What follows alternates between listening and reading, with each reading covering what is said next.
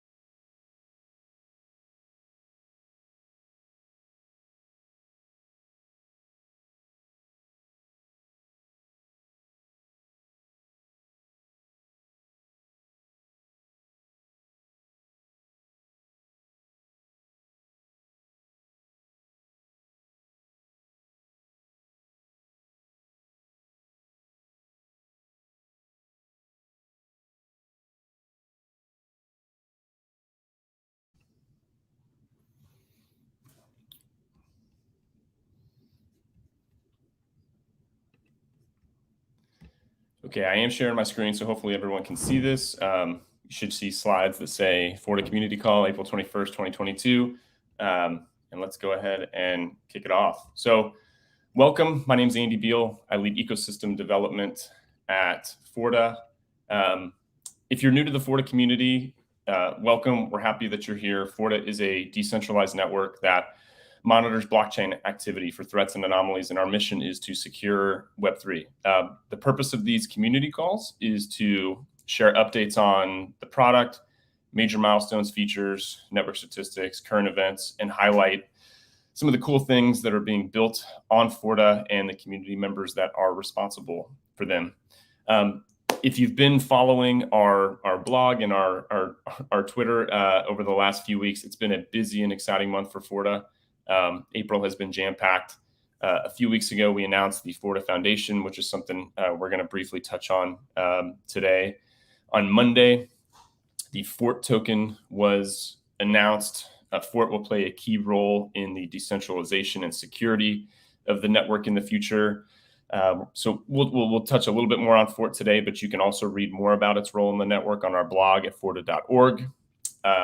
We also publicly welcomed Christian Seifert to Forta. He's the first security researcher in residence. Christian joined Forta after 14 years in various security roles at Microsoft, and we are thrilled to have him as part of the community.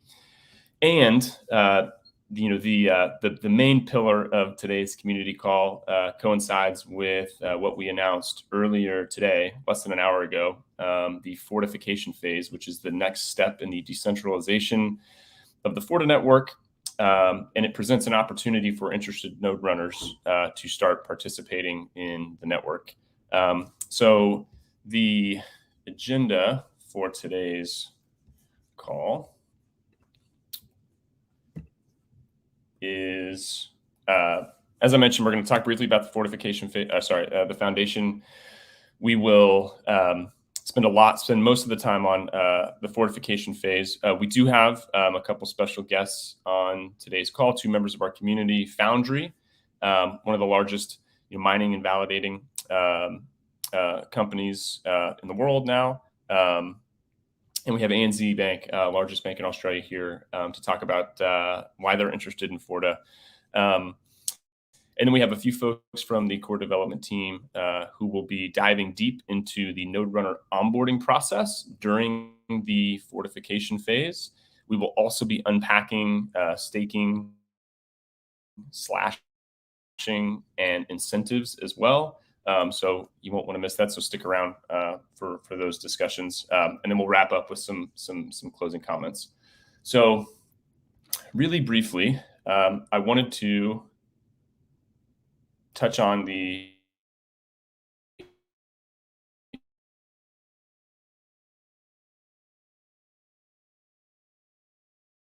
for.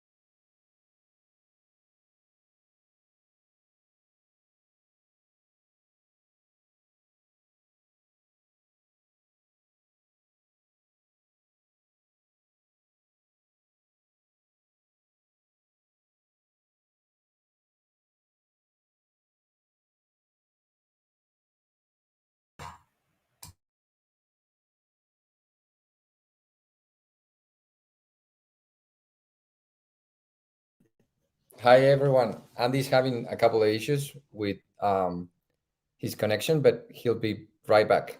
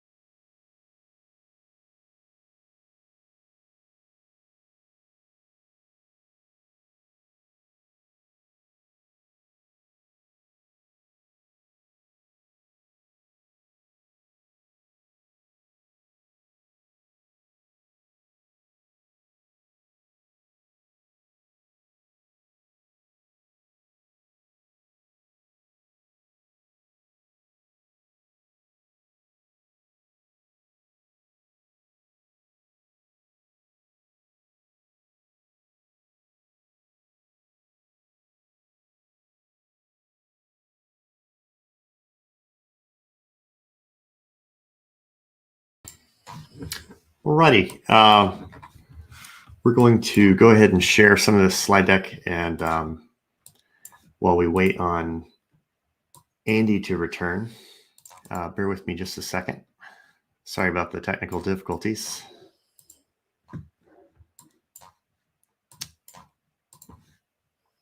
Let me share a slide.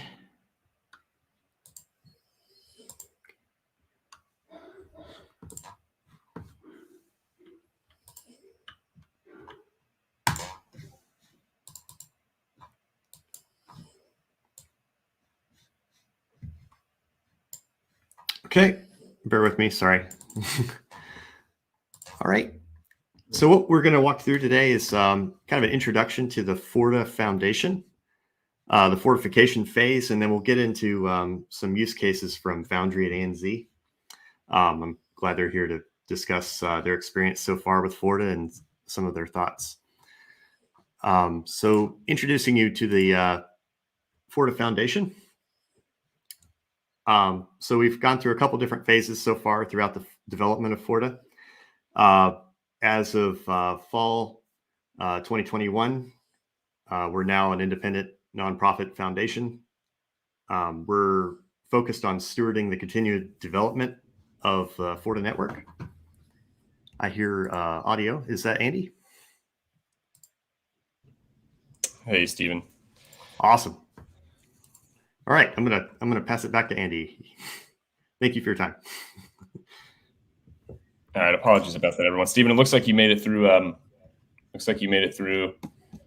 Part of the governance slides there. Just started. You might want to go ahead and take it from there. Okay. All right.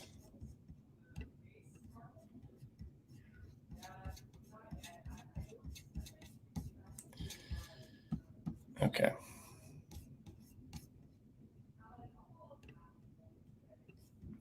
Stephen, if you wouldn't mind pulling those slides back up, it's actually probably easier for you to do it, and I can talk through these. So real quick, while we're pulling the slides back up, so as Stephen mentioned, governance has been transferred to the Forta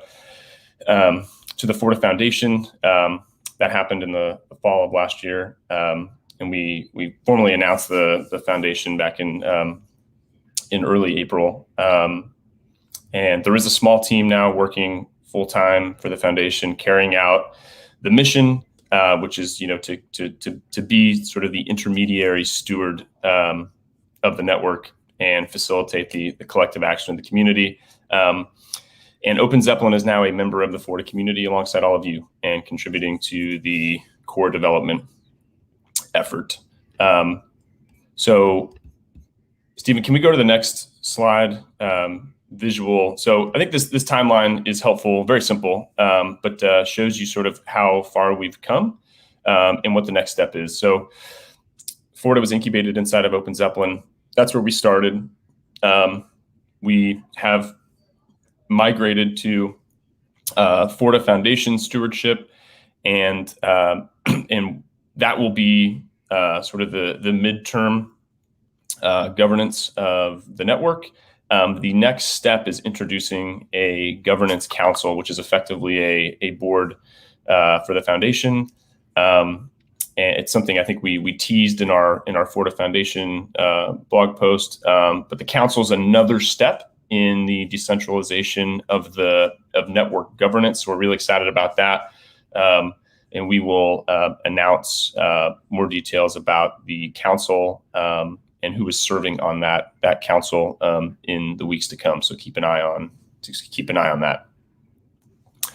Stephen, can we jump to the next? Okay, perfect. So real quick, I want to preview the fortification phase again. This is going to be the primary focus of the rest of the call.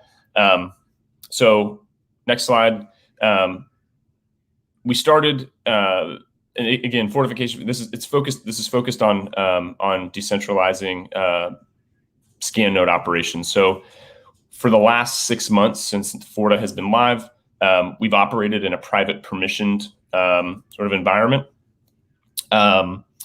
We are now moving to the fortification phase, which is a public permissioned environment. So we will be accepting applications from a broader range of interested node runners, individuals and entities. So if you're interested,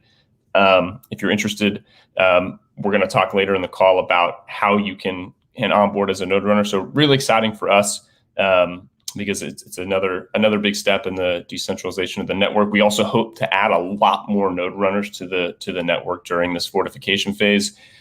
And then after the fortification phase, we will move to full decentralization of scan node operation, which is a truly public permissionless network at that point. So that's the next phase. Next slide, please, Stephen.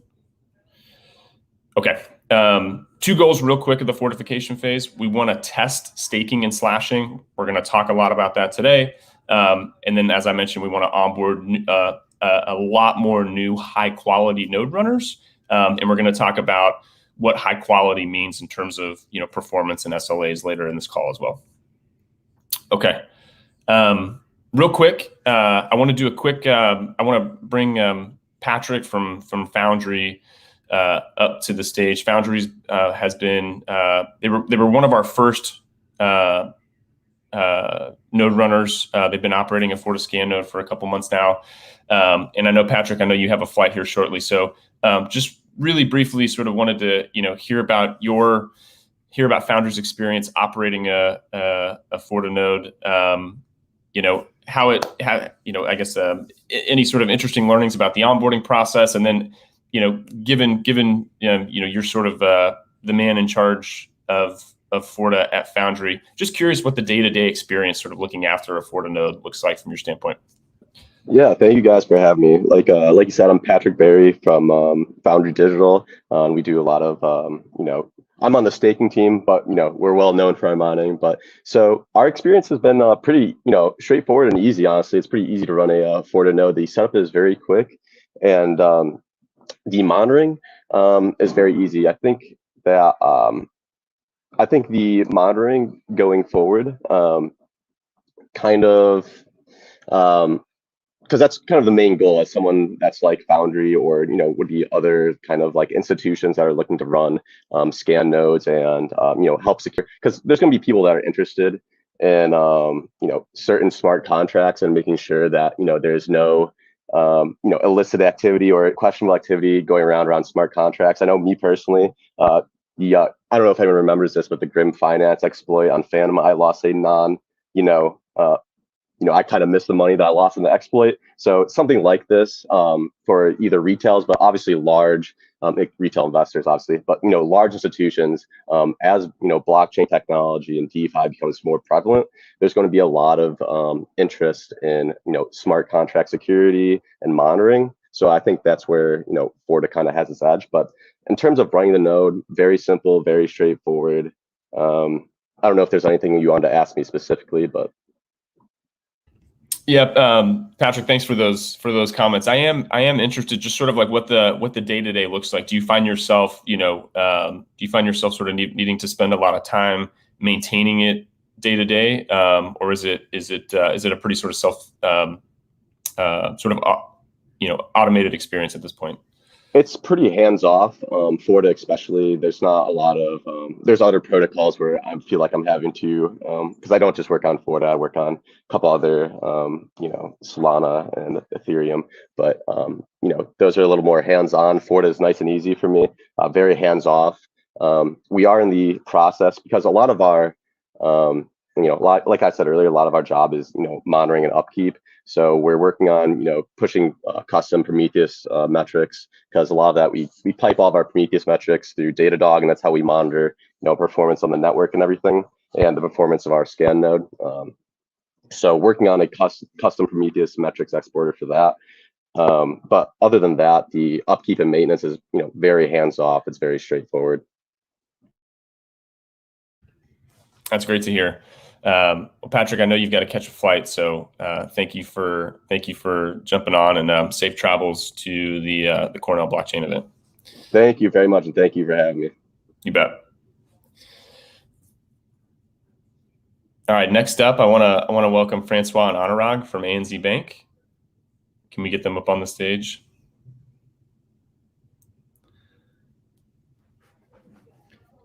Excited. Hey, Thanks for having me.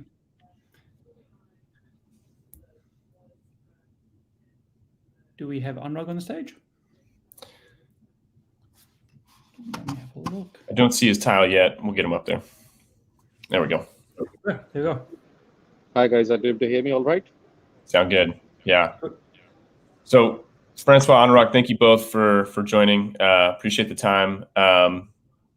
Wanted to let you have the stage for a few minutes to talk first. I think, interestingly, sort of why a bank like ANZ is interested in Forta, and also interested in the infrastructure sort of node operation side of a decentralized runtime security network. And then after that, maybe we can talk about what your experience operating a Forta node on Polygon has been. Definitely. I will take the first part and then let also Francois talk. So myself, Anurag Soin, product lead and designer of $8 which is world's first bank-issued stablecoin, which is federally backed as well. What this allows us to do is this stablecoin is a ERC20 token, which has been issued on Ethereum. Being the contract operator and also operating the token from the admin perspective, what Forta has allowed us to do is monitor all our admin actions centrally and be that one place for us where we can have all our agents running and monitor these contracts on an ongoing basis. So we have our journey has been just building these contracts with the team and deploying them and running them consistently. After a while, when we have had that success, we thought, why not just contribute also to the community and be part of the community. Francois, would you like to add? No, I think that's really really clear there. Maybe Anurag, could you touch on why, as a bank, given our control demands, this is a really important space? Yeah, this is so think about that all the admin actions are very high risk actions. So when I say admin action, what does that mean? Allowing someone to grant a minter role or blacklist role or any of these roles are very high risk functions. And if we don't have detective controls over these actions, it is not acceptable given we are a bank. So Forta is helping us manage these controls from the perspective of we can monitor in real time that if anyone has been granted any of these roles, if any of these activities, high risk activities happen, we can detect and pick up in near real time. And in our dry runs, which we have done, the performance of Forta have been just fabulous. So that's where we come from the control perspective. I think that's a really good summary in terms of why the bank is definitely after it. And then if we touch on the technical side, and I'd like to preface this with, we're very new to this. We've had some great support from Forta, the Forta team, in terms of spinning up our own nodes. We've had the good fortune of the team helping us spin up a local Aragon mirror node, and that thing's almost ready to go. In the meantime, we've spun up our Polygon node that's up and running, and we're waiting for our mirror to sync up. Hopefully, fingers crossed, within the next day or so, and then we'll spin up a Forta for Ethereum. Now, in terms of monitoring it, it's very new for us, but thus far we had the thing up and it's just been running. So no complaints yet. We'll see how we go into the future. Thanks, Francois. Yeah, we're really excited about ANZ's participation. I think and the enterprise user segment is really interesting to us too, just because a bank like ANZ sort of very naturally understands the importance of things like runtime security, right? Because regulation and risk management is such such important functions for an institution like yours. So, well, great. Thank you both for your comments. Stephen, let's jump to the next portion of this, which is this is going to be a deep dive into the fortification phase. And Stephen, I think you're back on as speaker here to sort of walk through in detail what the Node Runner onboarding process is going to look like. Awesome, thanks, Andy. Hi, I'm Stephen Landers, of more of a core developer of Forta. So I'm going to introduce you to what it means to bring a node onto the network and the process we're going to go through for that. So I'll just mention that there's a process for now and a process for later. Right now, we're requiring that all node operators complete a KYC process. until the token is public, we'll be staking on your behalf. And in order to facilitate that process, we'll go through KYC so that we'll be able to know which node operators can be staked.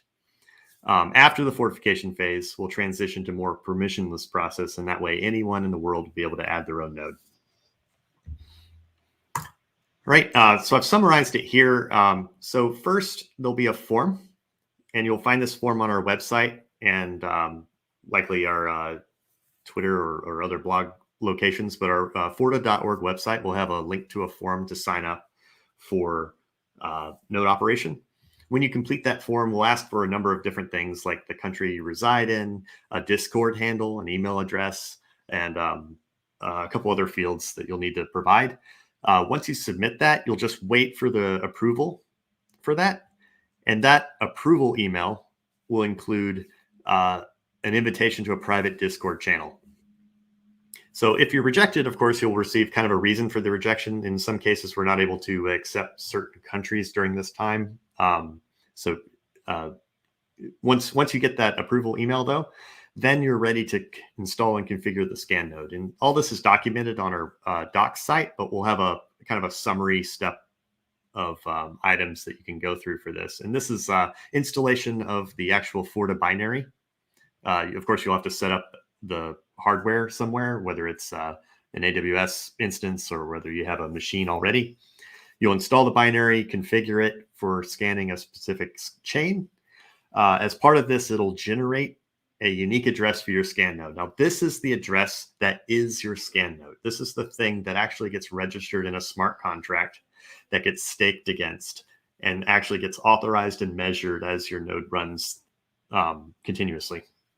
So once you have that address and your node is configured, you're ready to register the scan node.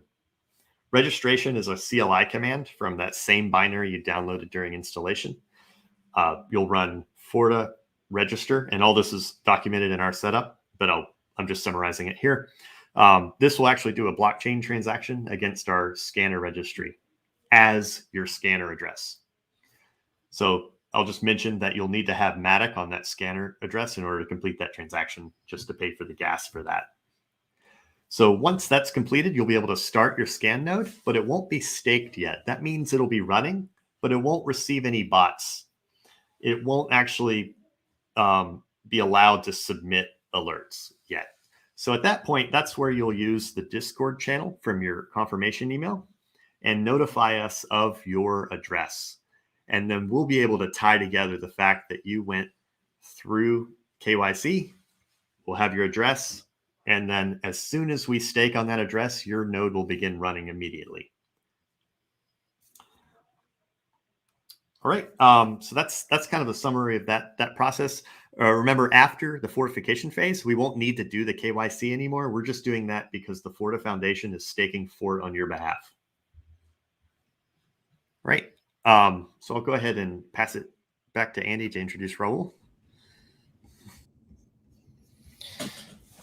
Thanks, Stephen. All right, we've got Raul on stage. Okay, so we're going to move to our staking, slashing, and incentives discussion. Raul, welcome. And before you start, please introduce yourself. Thank you, Andy. I'm Raul, smart contract developer and token engineer at Forta. And I'm going to talk a little bit about the first version of the staking, slashing, and incentives mechanism during this fortification phase. Can you go to the next slide? So the Fort token is going to be, among other things, a network security mechanism, and Forta participants must have an active stake in Fort in order to, in this case, for the scanner nodes to be considered enabled and have assigned detection bots assigned to them. Each chain, this will have a different scanning staking thresholds depending on what the parameters will set initially. And the threshold values, different with every chain. A bigger stake in this case is not going to have an effect on how many bots you get assigned. It's just like your scan node is going to be more resilient if you get partial slashing due to very poor performance. We'll talk more about slashing later. Yeah, as they said, during the fortification phase, the Forta Foundation is going to stake on behalf of the registered scan nodes. As Andy said before, we want the network to reward very good performing scan nodes, and for that we have developed a metric called SLA score. It's a number from 0 to 1 that is calculated every minute, and it's the weighted average of several factors measuring the performance on the node. The mission here of the node is to provide with a reliable environment and as up to date as possible on blocks for the detection bots to report findings in a timely manner. So we are right now, the factors we are looking into are the number of alert batches posted for the assigned bots, so you are not lagging behind, and the closeness to, there is an expected block number for each chain that we have like a tick. So if you are lagging behind or too forward, you will have a lower score. More factors may be added during the fortification phase. We will have a more comprehensive documentation soon. And yeah, this is like every minute, all the nodes will update this score. The next one, please. So this score is going to be the basis for the scanner rewards, at least in this phase. And we, as I said, we want to reward good performance. So we're going to have like the amount of scanners running in the network is a function of the demand for bots to run and the redundancy they will have. So according to this bot demand, each epoch, which is going to be 1 week, a fixed amount of 4 will be distributed among all the running scanner nodes that qualify. What is qualifying? You have to have during 75% of the epoch of the week or more a high SLA score. You will qualify with an SLA over 0.75, and the full reward you will get if your SLA is over 0.9. If you don't qualify because you're having problems with your scan node, you will have no reward. These values are subjected to change during the fortification phase via, we will notify the network and update the documentation. And this is about the positive incentives, but we have also, the next one? Yeah. There is some, if we think or like that your scanner is actively harming the network, you will get slash.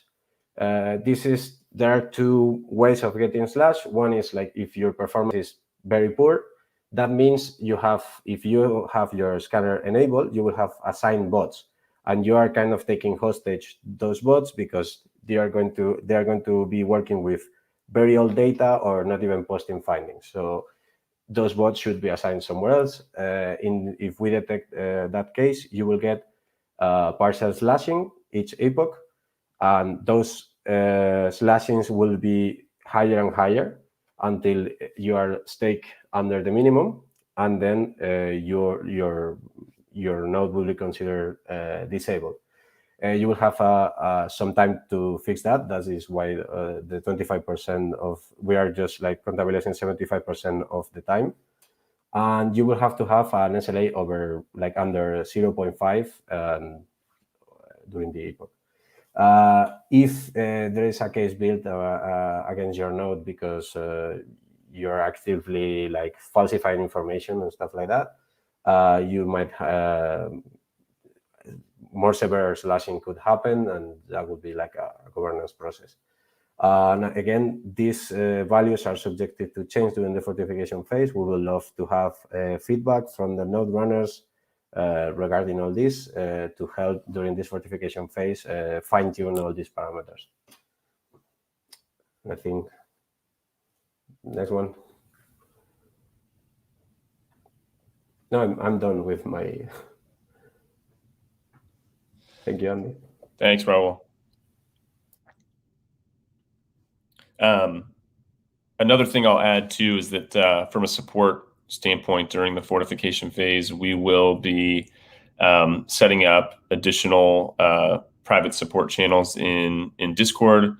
So one of the things you'll need to provide on the sign up form that Stephen was referencing that you'll find at forta.org is your Discord handle.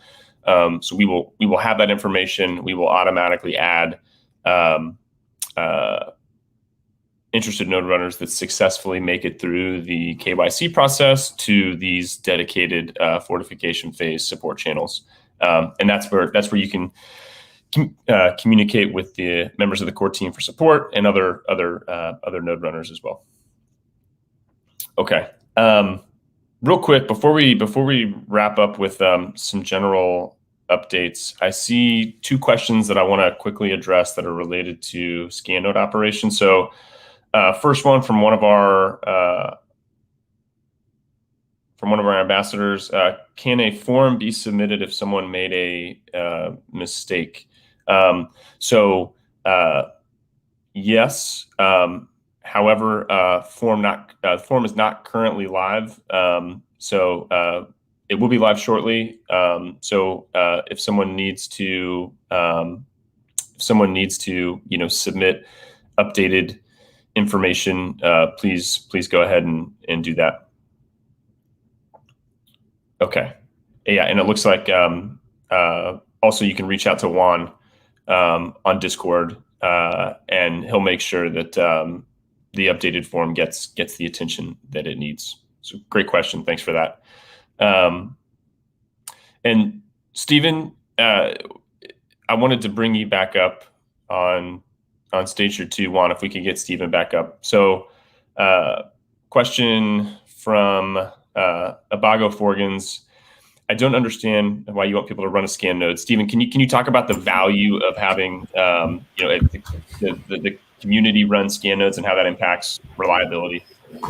Sure thing. So there's a couple different aspects. Once there's a set of agents that are particularly important to protect protocols, what we expect is that those agents will become the target of many attacks across the world. It'll be a heavily incentivized target. So if you can take out the alarm system, then do your attack, it'll be better for the attacker. So we think fundamentally that having decentralized execution network, these scan nodes, will be more resilient to that kind of attack. Now, there's different layers of decentralization. For instance, there's bot development decentralization. In that case, we get more coverage by having many contributors. Of course, you could do that in a centralized way as well, by having many contributors contribute to a centralized system. So really, we're solving decentralization from different layers. One is bot development, one is node execution for resiliency, and then the other is the smart contract registry for trust and for transparency. So I hope that answered your question, Abago. Thanks, Stephen. And stick around here. Let me scroll through and make sure we're addressing all the node-related questions. So Life in Minecraft asks, what will the team look at when choosing validators? I'll rephrase this: choosing node runners for the fortification phase. So the goal is to be very inclusive. Like I said, we want the fortification phase to onboard many more high quality node runners. So in the form, there is sort of a free text question where you can share information about your experience running other nodes, validators for networks. So please be forthcoming with that. So so that we can judge your experience. But again, the goal is to be as inclusive as possible here.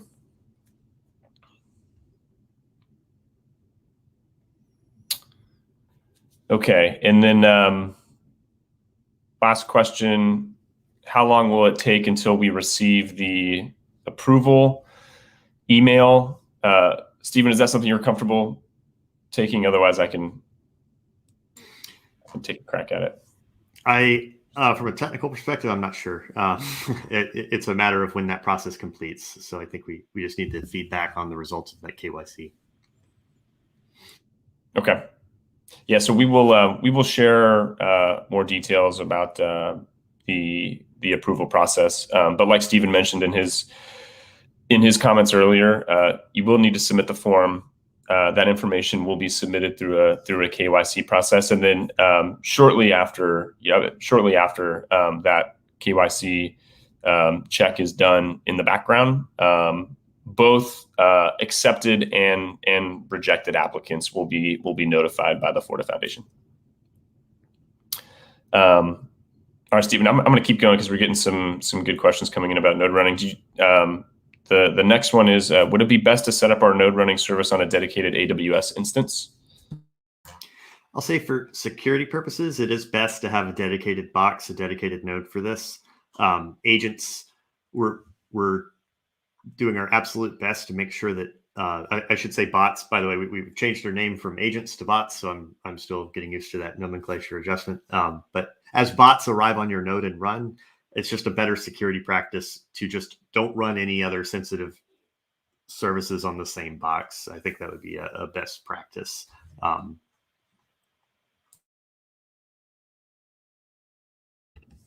Great question, Gabon. Okay, if anyone has any questions, Stephen and I will stick around for another 15 seconds or so, and then we'll move to the last.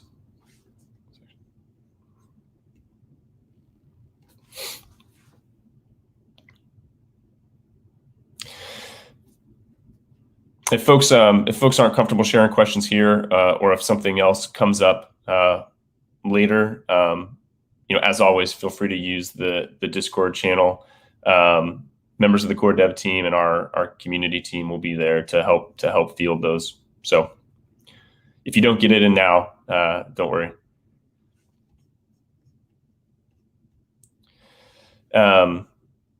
Life in Minecraft has another question. How many scan nodes?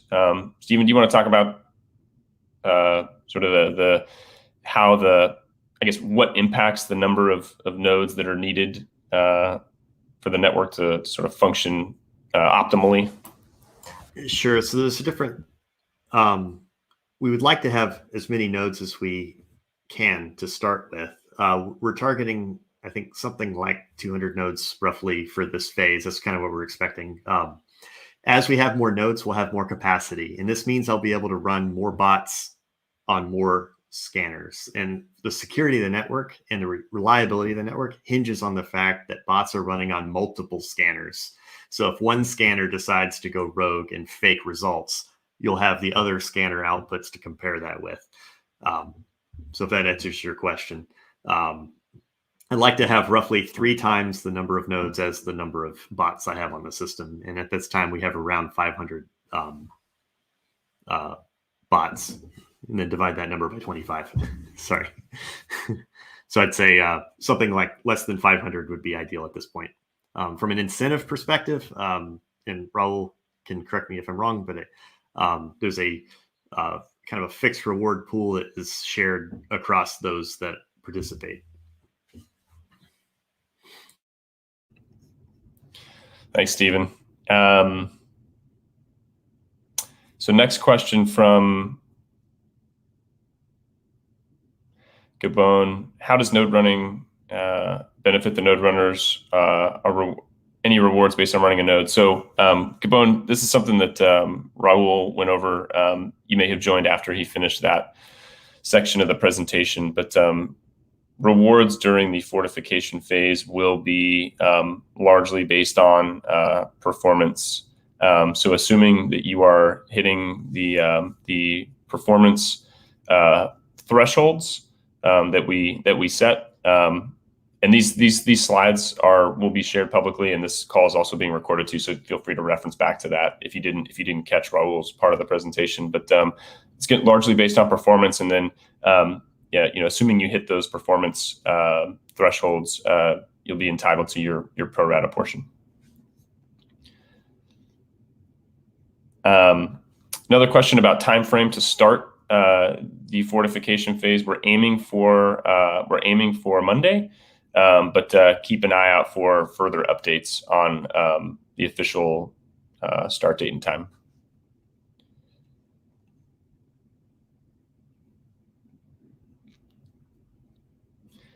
Stephen, question at the bottom. You may know what this means. What's the minimum SSD we need to run a node? Does that make sense to you? Sure. So it hinges on whether or not you're also running a full node for the data source. But at this point, if you're not running a full Ethereum node next to your scan node, less than 100 gig should be fine.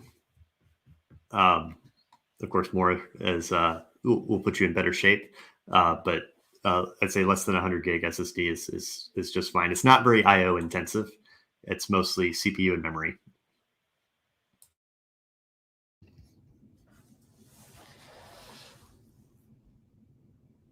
Okay. Couple questions around the duration of the fortification phase. So currently, estimate is somewhere between 4 and 6 weeks, but again, we will we'll announce more details about the specific length of that. It will be on sort of a week-to-week schedule. So we'll continue to update the community and our node runners about exactly how many weeks it's going to be. Stephen, another question that came from the same team that asked the SSD question. Sure thing. I see it. So the minimum required, I would put this at 100 gigabytes SSD, and I'll update the documentation to make sure it says that.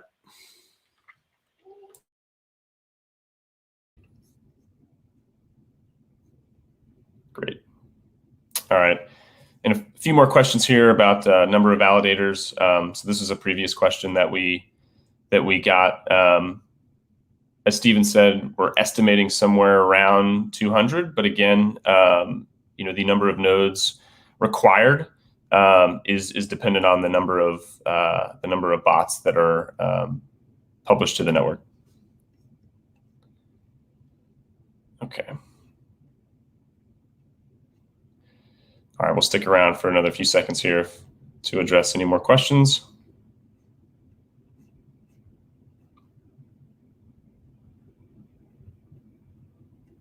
I'll mention our documentation has a node requirements section. If you go to our documentation and say run a node, you'll see the list of summary requirements there. And there are some differences between the different chains. So for instance, BSC and Polygon have more transactions to analyze than mainnet.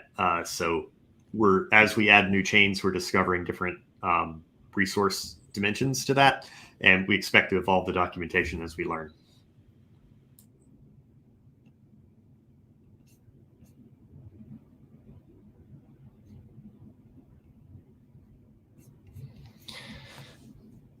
All right, Wayne, I see your question. What percentage of total supply will be allocated to fortification phase awards? Details on that will be released shortly. We will be making week-to-week determinations there. So just keep an eye out for more details on that.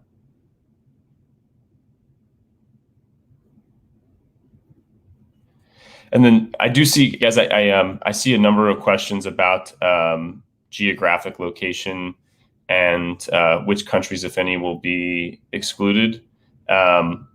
We can make some more information about that public later. It sounds like that's a popular question. So I won't address it here on the call, but we'll follow up after.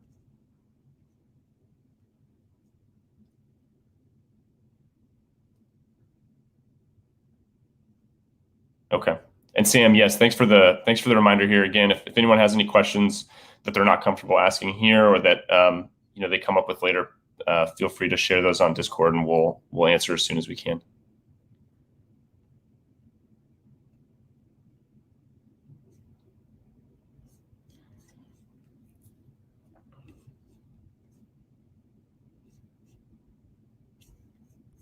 Okay. All right. Thanks for all the questions, folks. Really great. All right. And then the last thing, the last section I wanted to cover real quick is just some general updates that we wanted to share with the community. Yeah, Stephen, would you mind pulling up that last slide? I saw it pop up and then it just went away. There we go. Okay. So two things. This is just more sort of us, wanting to brag about things that we're excited about here. So one, we did a couple weeks ago launch a public Notion page called the Bot Development Marketplace. This is a public resource that will show active grants and RFPs for bot development. So this is where a protocol team or some other project is willing to fund bot development and looking for experienced developers to do that work for them. I will say that roughly 90% of Forta users outsource the bot development work today. So there are a lot of opportunities for developers that want to do bot development work, to actually serve a protocol team or a project and do that. I know that link was shared when we announced it on Discord and Twitter, but we'll be sure to share that again, just so it's at the top of everyone's radar. There's also, as part of that marketplace, a template grant proposal. So, for example, if you were a developer and wanted to submit a grant to a project that you like, that you use, that you're close to, that you think would benefit from Forta, from Forta bots, you're welcome to use that template and edit it as you see fit.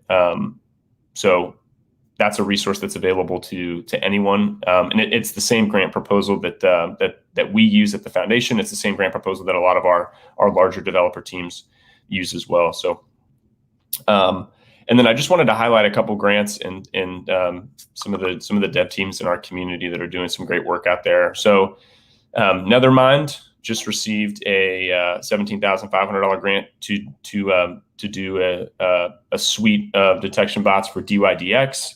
So really excited about that. That was announced in the DYDX latest sort of round of grants. So congratulations, Nethermind. We're looking forward to seeing those bots go live on the network.